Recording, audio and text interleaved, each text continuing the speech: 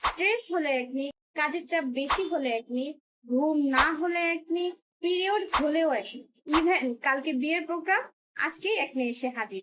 তুমি কি এটা কখনো ভেবেছো কেন এটা বারবার হয়? This is day 5 of 30 days of smarter skin care. আজকে কথা বলবো একনের আসল কারণ নিয়ে। দেখো, এই সব কিছু স্ট্রেস, ঘুম কম, পিরিয়ডস, কাজের চাপ, এগুলো আমাদের শরীরের ভিতর থেকে সিবাম প্রোডাকশন বাড়িয়ে দেয়, মানে ত্বক বেশি অয়েলি বানাতে শুরু করে। সেই তেল মরা চামড়ার সাথে মিশে পোর্স আটকে দেয়। ব্যাস, ব্রেকআউট রেডি। তাহলে আমরা করবোটা কি? একটু আগে থেকেই যদি বুদ্ধিমানের কাজ করা যায় তাহলে এটাকে কন্ট্রোল করা সম্ভব। যখনই ফিল করবে যে স্কিন অয়েল বেশি বের হচ্ছে, তখন আমরা ট্রাই করব salicylic acid base product use করতে, শুধুমাত্র সেই স্পটে। পুরো মুখে ঢেলে দিও না, এটা কিন্তু আবার ভুল। টার্গেটেড ট্রিটমেন্ট যদি করা যায় তাহলে এটা কিন্তু কাজ করে।